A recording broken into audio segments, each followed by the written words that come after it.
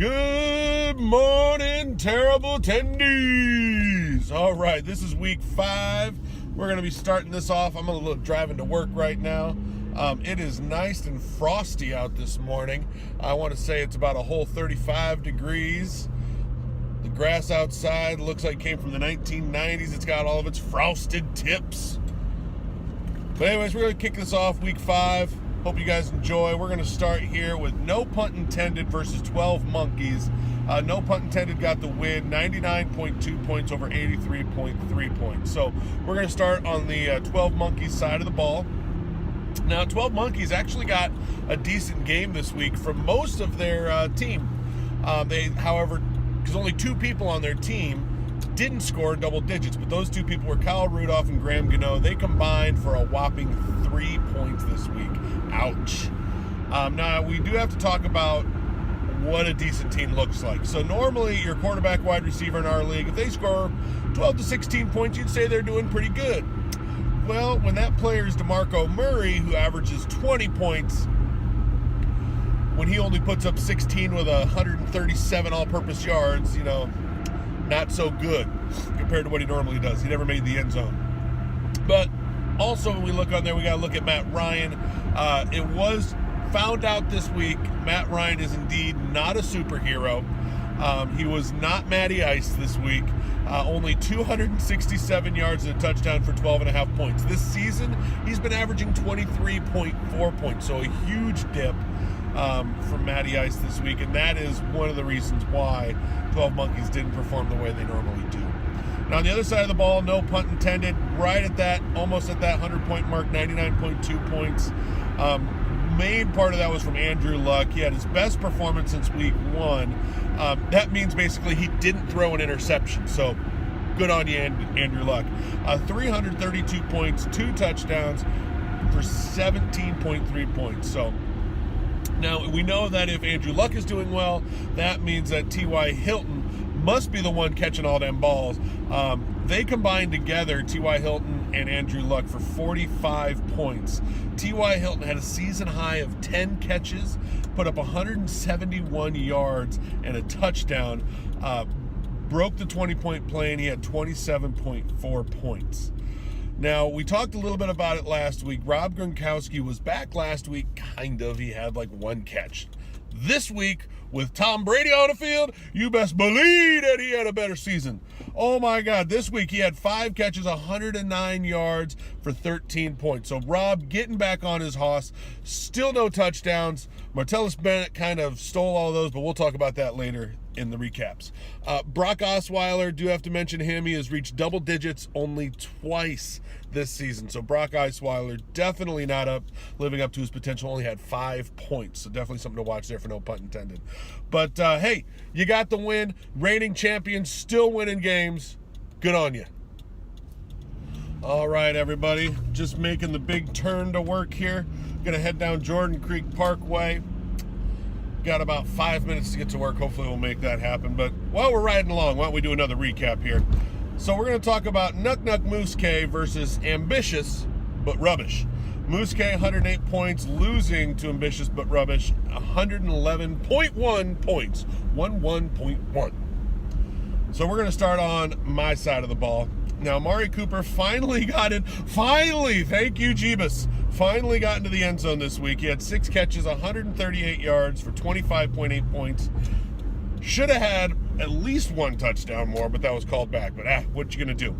Now, despite a big lead, which normally in the, we're talking here about the New England Patriots game. Normally when the Patriots get a big lead, most teams when they get a big lead, what do? They hand the ball off to their running back, which in this case would have been LeGarrette Blount.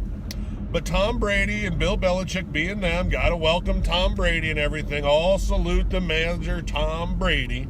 So, of course, LeGarrette Blount only got 37 yards. Now, he did get a touchdown when they got close to the end zone, and I do think that's going to keep going on this whole season. Also, I have to talk about Eddie Lacy. He actually had a decent game going. I want to say he had around 81 yards, and then he hurt his ankle. Yet again, my second overall pick, not living up to anything. What a waste. But let's talk a little bit about what happened on my bench. Now, I did play Amari Cooper. He had 25.8 points, more points than Larry Fitzgerald, but damn Larry Fitzgerald. So let's give some little perspective here.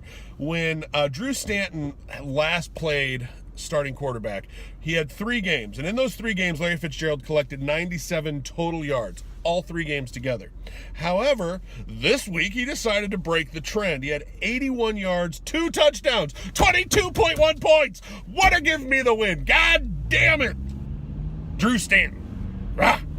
All right. Well, got to give it up. We're going to go flipped over now. Ambitious but rubbish. And yet again, good old Popolop sitting up there in Europe. No stinker tinker time. And what's he do? He gets the win. Second win of the season. So good on you. Now, we got to say it was all due to your quarterback play. Phillip Rivers, despite himself, he threw 2 interceptions, still put up 359 yards and 4 touchdowns. Couldn't believe it. He had 25 points.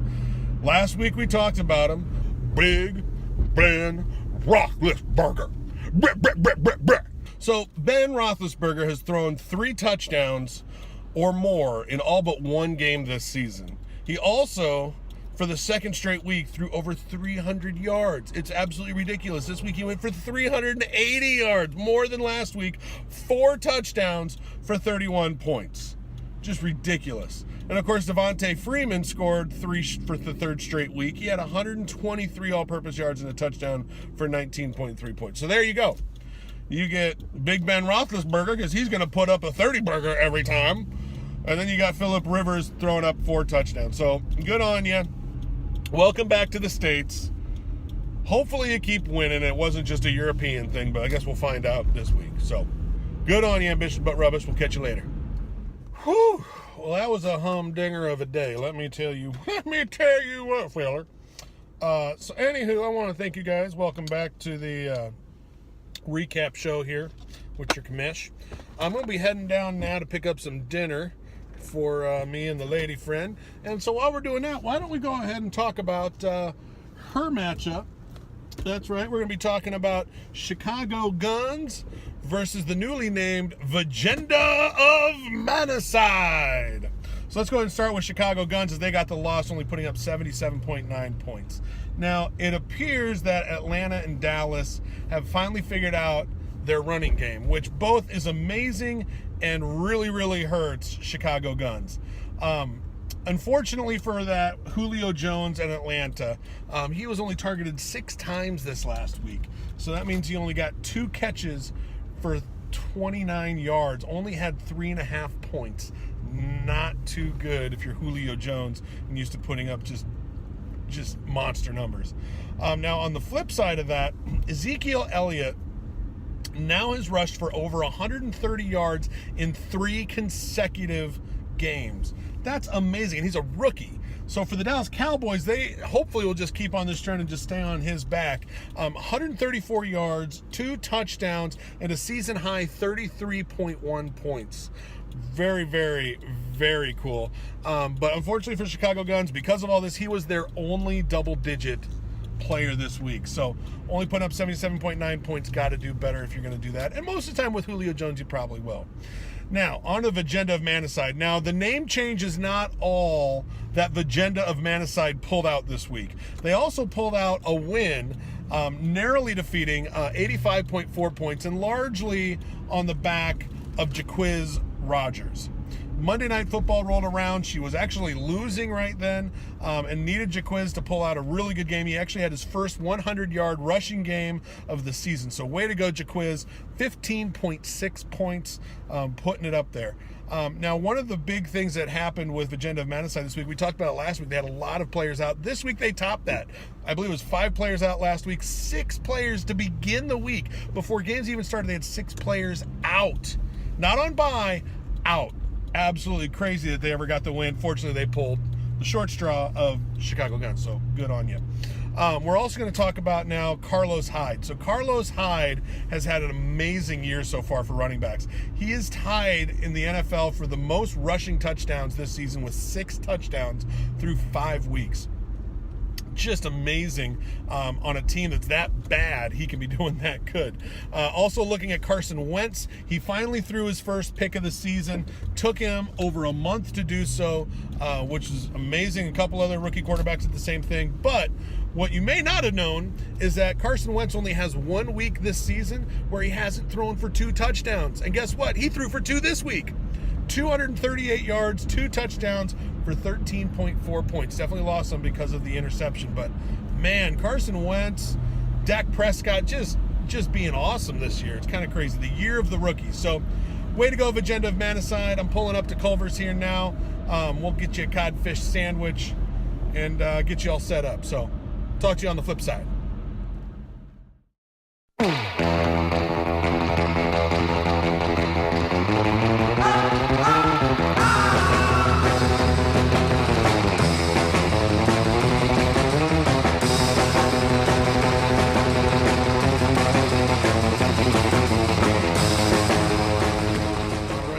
Got that order in, got the drinks, waiting on some food. So while we're waiting on that food, let's go ahead and do another recap here. We're going to be talking about Jim Kelly's Little Nip Naps versus T.I. Bionic Man. Jim Kelly, 65.5 points. Real bad week this week. We'll get into that in a little bit. T.I. Bionic Man crushing them. Of course, we only score 65 points. Not that hard to do. But T.I. Bionic Man, a respectable 115.6 points. So good on you. But let's start Jim Kelly's Little Nip Nats. And the one high point that he had, Le'Veon Bell. Again, part of that trade of the century. So Le'Veon Bell has put up over 150 all-purpose yards in each of his starts this season. Now, just to kind of give you some perspective on that, last season Le'Veon Bell scored 150 all-purpose yards once. Just once all of last season. And already this season in his 2 starts, he's done that twice. Craziness.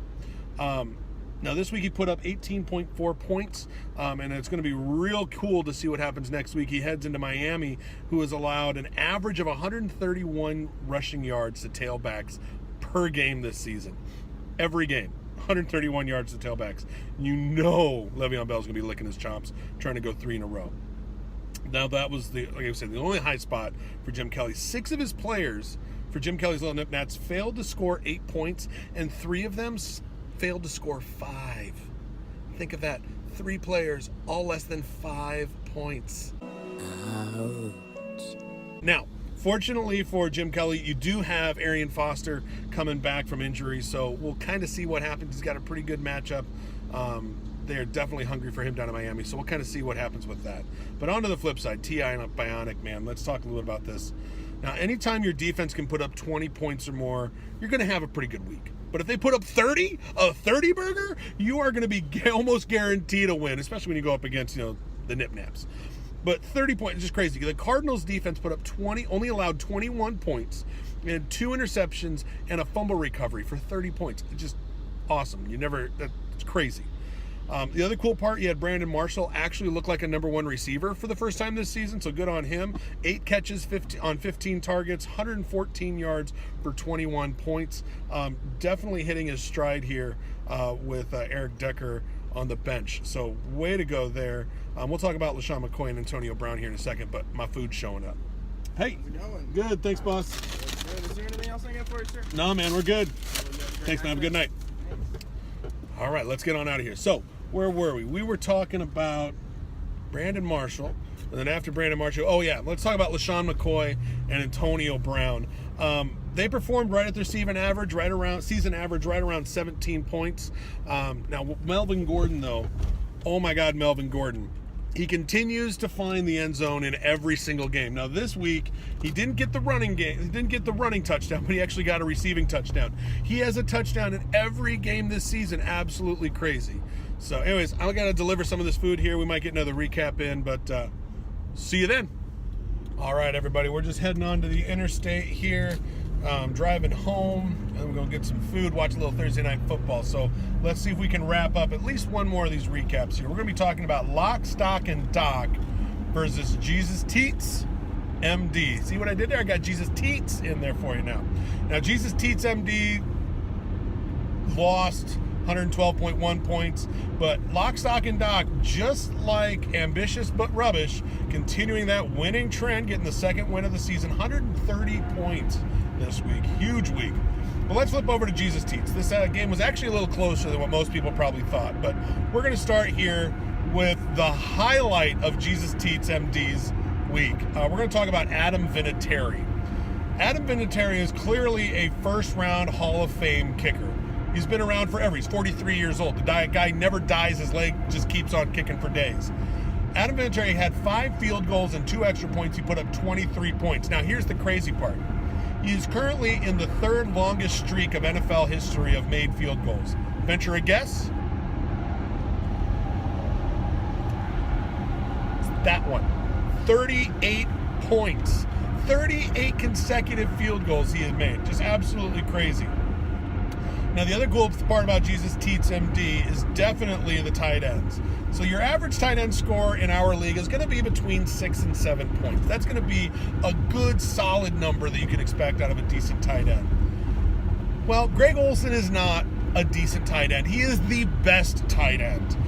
Greg Olsen averages 15.9 points a game, nearly 16 points a game. This week, with a backup quarterback, he still did not disappoint. He had 181 yards for 22.1 points. The tight end, absolutely monster crazy. Now, we also have to talk about the second tight end. Now, I know Rob Gronkowski is back for the Patriots. We know that Tom Brady is back. But you have Martellus Bennett. This is probably the biggest tight end duo from Gronk and that murderer Hernandez. Just absolutely crazy. He had 3 touchdowns this week. 3 touchdowns! Even though Gronk got over 100 yards passing, or receiving, Martellus Bennett scalped 3 touchdowns. He had 26.7 points. But the sad part is he's on the bench. You're going to have to get him off the bench. He's the number 2 overall tight end this year in the Terrible Tennies Fantasy Football League. Got to get him on the bench. Start both of them. They're going to be blowing up huge, left and right. It's going to be great. Probably would have given you the win. But let's talk about the winner, lock, stock, and dock. Now, there's absolutely no doubt that Jordan Howard is the definitive starting running back for the Chicago Bears. How definitive, you might ask?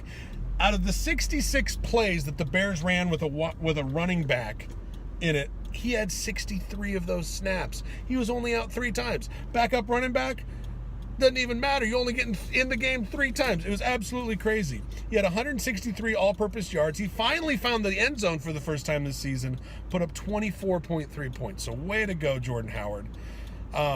Now, we've talked about him a little bit. We got to talk about good old Tom Brady. Throw out the WD-40. There ain't a spick of rust on that man. Tom Brady threw for over 400 yards. Only the 8th time he does it, he's done it, and he does it after a 4-game suspension. Hasn't even been working out with the team. He comes out and's like, fuck you, Roger Goodell. 400 yards, 3 touchdowns, 30.4 points. Just crazy. Now, of course, again on the monster game for the Bills defense, they only allowed 19 points, had 2 interceptions, a fumble recovery. They scored a TD. The Bills defense was all over. They had 23 points. But let's talk about the newest shining star of the NFL. We're going to talk about Dak Prescott, and that's why we're going a little long today on this review. Dak Prescott has completed 70% of his throws and is 4 away from not setting the rookie record. He already owns the rookie record for most consecutive throws without interception. He is 4 away from the all-time NFL record of consecutive passes. Any guess at who has that? I'm looking at you, Lock, Stock, and Doc. Any guess at who has that? It's Tom Brady. He's going to break Tom Brady's record. Oh, my God. Can't believe it. Now, we'll have to see what happens next week. Maybe Dak Prescott's final week in a Dallas Cowboys uniform. It's going to be real sad. The reason why I say it might be his final week is because we all know Jerry Jones loves himself some Tony Romo. They're going on bye week the following week, week 7.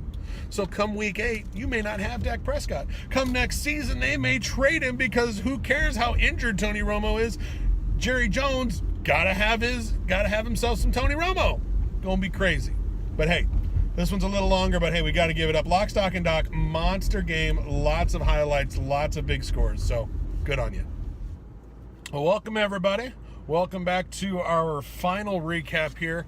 I'm just doing a little Moose Nut delivery service, dropping off that zombie burger. Time for some din-dins when we head home. So we're going to go ahead and kick it off here with our final recap of the week. Could this be a possible Chauncey preview? I don't know, but we're going to look at the previously 1-4 big old TDs as they took on the 1-4 Buyer's Remorse. Somebody had to get their second win of the season, and who was it? It was Buyer's Remorse. 122.1 points over 87.1 points for big old TDs. Now, just like we did last year, we do have to take a look at the trade of the century.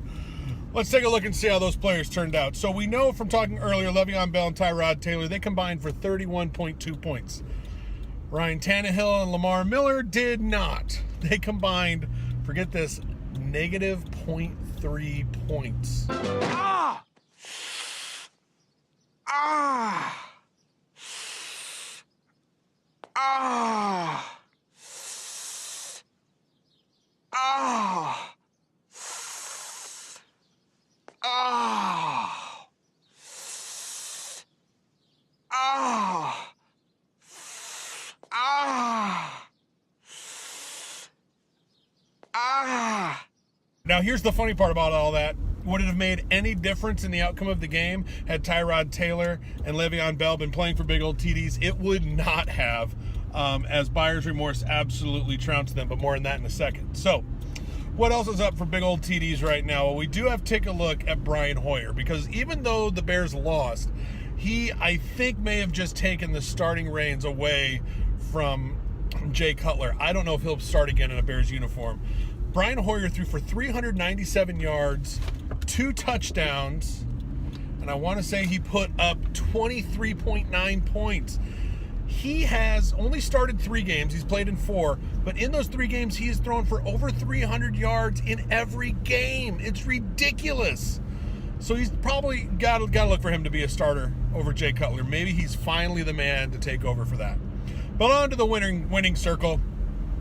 Buyer's Remorse, 122.1 points. Looked anything like a Chauncey. He had 2 players score over 30 points. So let's talk about one of them. Now, Marcus Mariota, entering week 5, hadn't scored a touchdown in 2 weeks.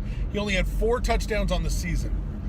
He's now doubled that in 1 game. He had 3 passing touchdowns, 1 rushing touchdowns, put up a 30-burger. Absolutely impressive. Also, David Johnson got his first 100-plus yard rushing game of the season, had 185 all-purpose yards, 2 touchdowns for 32.5 points. Really great job there. Also, it's good to see Odell Beckham Jr. finally getting into the end zone here for his first touchdown of the season. And, of course, we have to talk about wrapping it up with that Carolina Panthers defense. I don't know if they'll be able to turn it around. Interesting stat of the week for them. They only have 1 week. 1 week this season they have held their opponent to less than 20 points. Not going to win a whole lot of games. Not going to get a lot of fantasy points if you keep letting teams put up over 21 points every week on you. So we'll have to see what happens. But hey, that wraps up this week's recap. I hope you guys all enjoyed it. Until next week, we'll see you then.